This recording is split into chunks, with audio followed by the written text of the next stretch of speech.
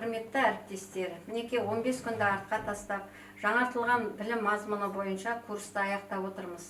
Алдағы уақытқа сіздерге сәттілік тілеймін. Осы уақыт аралығында бізге өзінің білім білігімен жетекші бола білген Жангүл Оңайқызына алғысымызды білдіреміз. Өзі жаста болса бас болып, өзінің іскерлігімен, ой парасатымен бізге үлгі бола білді. Жангүл Оңайқызына шығармашылық табыс тілейміз. Осындай біздің 66-шы топ сияқты тыңдаушылары көбейе берсін.